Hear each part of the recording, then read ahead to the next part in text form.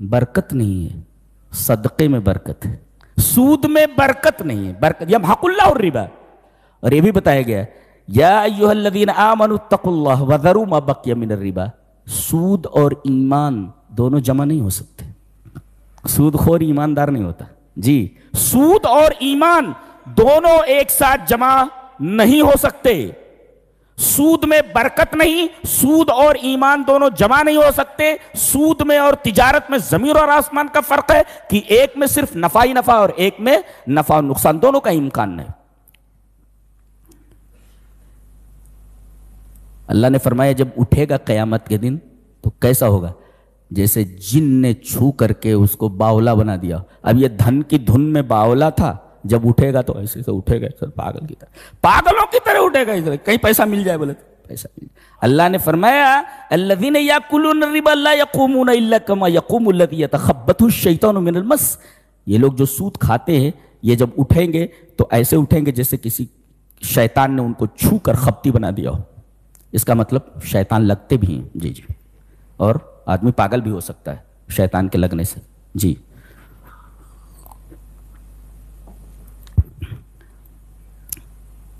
سود حرام ہے اور صدقہ حلال ہے۔ سود حرام ہے کیوں؟ سب سے بڑی دلیل ہے اللہ نے کہا ہے، خلاص احل اللہ البیع وحرم الربا، اللہ نے تجارت کو حلال کیا ہے اور سود کو حرام کیا ہے، بس کسی دلیل کی ضرورت نہیں۔ اچھا 14 آیتیں صدقے پر، بیچ میں سود کی آیت اور اس کے بعد تنمیہ کی آیتیں کہ جب سود پر پابندی لگائی دی گئی تو اس کا بدل ہونا چاہیے نا، بدل۔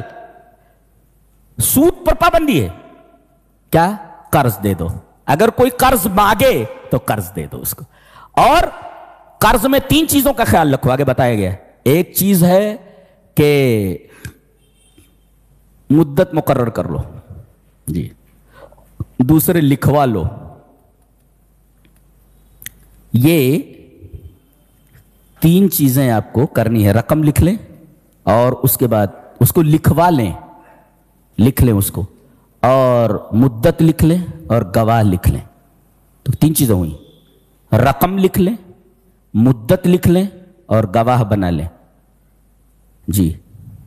ایک آدمی کو گواہ بنا لیں، اگر ایک آدمی نہ ملے تو 2 عورتیں لے لو، یعنی ایک آدمی 2 عورتوں کے برابر، ایسا۔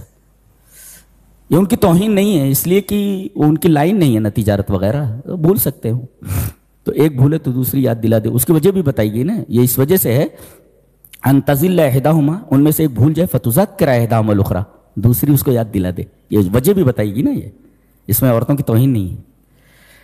تو تنمیہ یعنی اوپر اٹھا دینا۔ اس کے بعد کہا گیا کہ رہن، میں یہ اپنا مکان رہن پر رکھتا ہوں اور آپ سے 50,000 روپے لیتا ہوں، اس مکان کو آپ استعمال نہیں کر سکتے جی، میں آپ زمین دے دوں آپ کو، آپ اس کو استعمال نہیں کر سکتے جی، اس لیے کہ اراضی مرہونہ اور شیء مرہون سے انتفاع جائز نہیں ہے۔ اگر آپ اس گھر میں رہنا تو آپ کرایہ دیجئے، جتنا کرایہ اس جیسے مکان کا ہوتا ہے، یہ مائنس ہوتا رہے گا اس کے قرض سے، آپ اس میں نہیں رہ سکتے۔ بعض لوگ کیا کرتے ہیں، رہن پر لے لیتے ہیں اور اس کے بعد کرائے پر چڑھا دیتے، کھاتے، حرام ہے، یہ کھلا ہوا حرام ہے، یہ حرام ہے۔ یہ وہ تو شیورٹی کے لیے آپ لیتے ہیں نا، کہ اگر یہ نہیں دے سکا تو بیچ کر کے ہم لے لیں گے، ہاں، استعمال کے لیے تھوڑے ہوتا ہے وہ رہن پر۔ اس کے بعد آخری 2 آیتیں سنا ہے، قاری صاحب رو رہے تھے اس کے اوپر، وہ کون سی آیتیں ہیں ذرا دیکھ لیتے ہیں، کچھ تو بھی رو رہے تھے یہاں پہ وہ۔ تو یہ 2 آیتیں کہاں سے؟ آمن الرسول بما انزل الیہ من ربہ والمؤمنون کل آمن باللہ وملائکتہ وکتبہ ورسلہ، یہاں سے لے کر کے علی القوم الکافرین تک 2 آیتیں۔ کوئی بتا سکتا ہے کہ یہ 2 آیتیں نبی کو کہاں دی گئی؟ اینی ون جی؟ معراج میں کس مقام پر؟ سدرۃ المنتہا پر۔ Very good very good very good. تو یہ 2 آیات ایسی ہیں کہ اللہ تبارک و تعالیٰ نے اپنے نبی کو معراج میں دیا اور سدرۃ المنتہا پر دیا، یہ فضیلت ہے۔ اور اس کی ایک اور فضیلت ہے کہ نبی کریم صلی اللہ علیہ وسلم جبریل کے ساتھ بیٹھے ہوئے ہیں، ایک فرشتہ آیا، سلام کیا اور کہا کہ اللہ کے رسول آپ کو 2 نوروں کی خوشخبری، 2 نوروں کی خوشخبری، ایک سورہ فاتحہ اور دوسری یہ آخری آیات اس کی. جی آگے سورہ آل عمران ہے. اللہ نے فرمایا اس میں 83 آیتیں عیسائیوں کے بارے میں ہیں. کتنی آیتیں؟ 83 ورسز. 83 آیتیں یہ عیسائیوں کے بارے میں ہیں. اور سن 3 ہجری کے اندر ایک وفد آیا تھا نجران سے. یہ عرب کا ایک ایریا ہے نجران. نجران سے ایک وفد آیا تھا سن 3 ہجری کے اندر جس میں 14 آدمی تھے. ان میں 3 لوگ نمایاں تھے، سردار تھے، عبد المسیح، عاقب اور ابو حارثہ. انہوں نے نبی کریم صلی اللہ علیہ وسلم سے مناظرہ کیا. اللہ تبارک تعالیٰ نے بتایا کہ آیتیں 2 طریقے کی ہیں قرآن میں. ایک آیات محکمات ہیں، انہیں ام الکتاب، اور ایک آیات متشابہات ہیں. آیات محکمات اس میں کوئی تعویل نہیں ہوتی، ایک ہی معنی ہوتا ہے اس کا، یہی ہے. اور آیات متشابہات میں ملتے جلتے کئی معنی ہوتے ہیں. اب ان کئی معنوں پر مشتمل کئی معنی رکھنے والی آیتیں یہ پکڑ لیتے ہیں فتنے کے لیے. جیسے پکڑ لیا انہوں نے کلمۃ اللہ، اللہ کا کلمہ، اور اللہ کا جو کلام ہے وہ غیر مخلوق ہے، لہذا ہمارے جو نبی ہیں عیسیٰ وہ اللہ کے بیٹے ہیں، کلمہ ہے. جی یہ جو ہے اللہ نے فرمایا کہ آیات متشابہات کو آیات محکمات پر لوٹاؤ. اس کا مطلب سمجھنا ہے تو جیسے تم کہتے ہو اللہ کا کلمہ ہے اور وہ اللہ کے بیٹے ہیں، تو ایک آیت میں ان ہوا الا عبد، حضرت عیسیٰ تو اللہ کے بندے ہیں. تو بندہ اور بیٹا، غلام اور بیٹا دونوں ایک ہو سکتے. بیٹا ہے تو غلام نہیں، غلام ہے تو بیٹا نہیں، یہ کیسے ہو سکتا ہے؟ ان ہوا الا عبد. تو گویا کہ آیات متشابہات کو سمجھنے کے لیے اسے آیات محکمات کی طرف ریفر کیا جائے، وہاں فیصلہ ہوتا ہے کہ اس کا کیا مطلب ہے. جی کہتے ہیں وما یعلم تاویلہ الا اللہ والراسخون فی العلم. کہتے ہیں کہ اللہ ہی کو اس کی تعویل معلوم ہے. بعض لوگ کہتے ہیں کہ راسخون فی العلم کو بھی، جیسے حضرت عبداللہ ابن عباس کے بارے میں نبی کریم صلی اللہ علیہ وسلم نے فرمایا کہ اللہم فقہہ فی الدین وعلمہ التاویل. اے اللہ تو ابن عباس کو دین کی سمجھ عطا فرما اور تعویل کا علم دے. پتہ یہ چلا کہ تعویل کا علم راسخین فی العلم کو ہے. والراسخون لا وما یعلم تاویلہ الا اللہ والراسخون فی العلم. اللہ کو اس کی تعویل کا علم ہے اور راسخون فی العلم کو. جی اس کے بعد فرمایا گیا کہ بہت ساری چیزیں ایسی ہیں جو انسان کو بہت محبوب ہیں. سب سے پہلے محترمہ حضرات کا تذکرہ ہے یہاں پہ. زین للناس حب الشہوات من النساء. نبی کریم صلی اللہ علیہ وسلم نے فرمایا ما ترکت فتنة اضر علی الرجال من النساء. میں نے اپنے بعد مردوں کے اوپر عورتوں سے بڑا فتنہ اور کوئی نہیں چھوڑا. یہ بیان کرنے کا کیا مقصد ہے؟ بیان کرنے کا مقصد یہ ہے کہ فتنے کو کنٹرول کرنے کے لیے ضروری ہے کہ ان کو اسی مقام پر رکھا جائے. یہ نہیں کہا کہ فتنہ ہے تو فتنے کو چلنے دو، نہیں، فتنے کو کنٹرول کرو، فتنے کو کنٹرول کرو.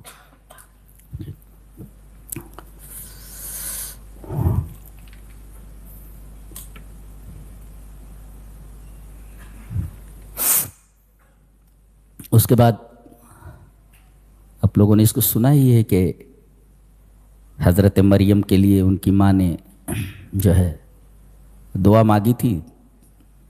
امید یہ تھی کہ بیٹا ہوگا، بیٹی ہو گئی، لیکن ان کو پتہ نہیں تھا کہ یہ بیٹی کیسی ہوگی جس سے حضرت عیسیٰ علیہ السلام جیسا نبی پیدا ہوگا. جی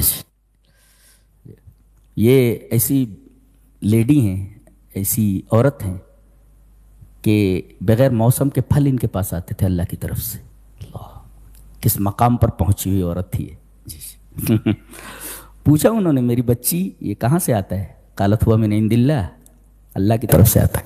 ان اللہ یرزق من یشاء بغیر حساب. اب ان کے بچے نہیں تھے. ہنالک دعا زکریا ربہ.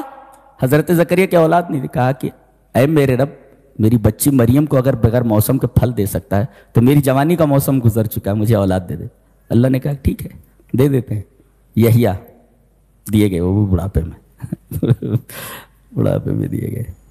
یہاں حضرت عیسیٰ علیہ السلام کا ایک وصف بیان کیا گیا بکلمۃ منہ، اس کی طرف سے کلمہ ہے. مفسرین نے لکھا ہے کہ یہ کلمہ نہیں تھے بلکہ کلمے سے ہوئے ہیں یہ. جی لم یکن تلک الکلمہ، लम यकुन तिलकल कलिमा इन्नमा कान बिहा, ये कलेमा नहीं थे बल्कि कलेमा कुन, मुकव्वनुम मिन कलेमा कुन, मुकव्वनुम मिन कलेमत कुन, कलमे कुन से पैदा हुए। लम यकुन तिलकल कलेमा, वो कलेमा नहीं थे। वो इन्नमा कान बिहा, वो कलेमे कुन से पैदा हुए, वो कलेमा नहीं थे, कलेमे कुन से पैदा हुए, कलेमा कुन से वजूद में है, ये मतलब उसका, ये कुरान हकीम ने बताया।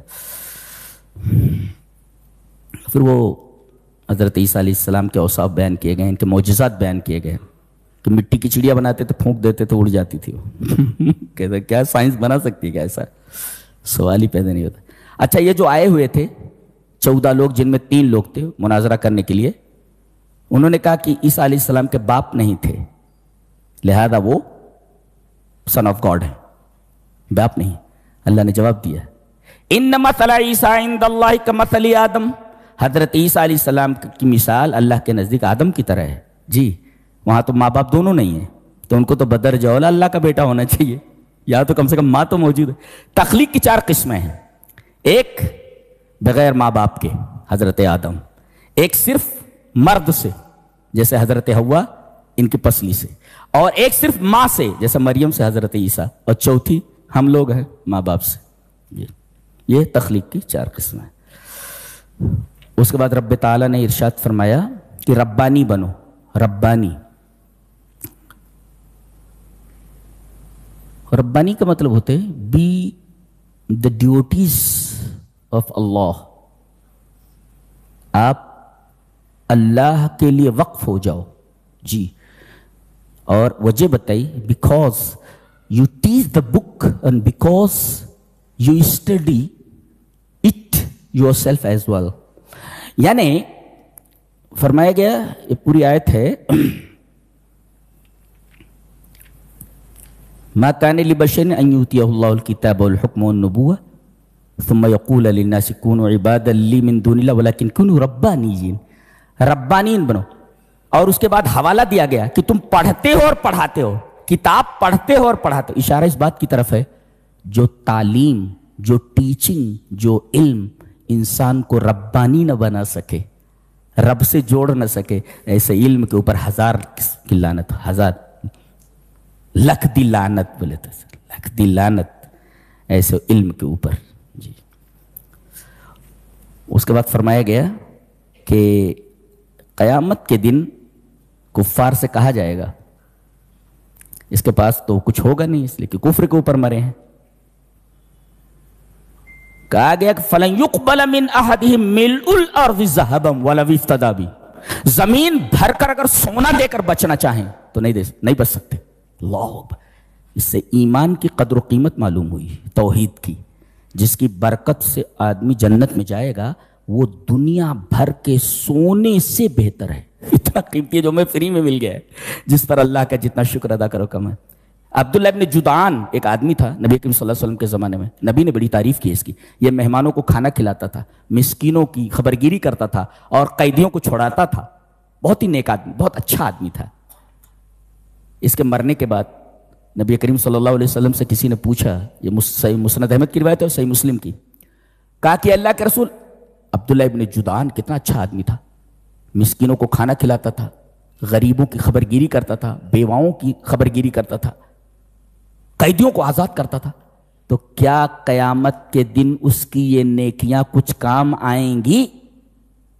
आपने फरमाया ला, नहीं, इसलिए कि वजह बताई आपने कि उसने एक दिन भी नहीं कहा कि ए अल्लाह कयामत के दिन मेरे गुनाहों को माफ कर देना। अल्लाह, ये अल्फाज हैं।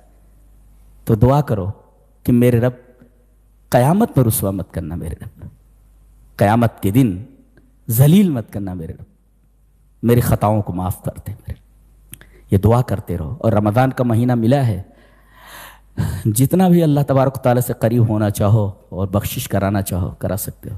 ये रहा तीसरे पारे का खुलासा। अल्लाह हमें नेक अमल और अच्छी समझ की तौफीक अता फरमाए।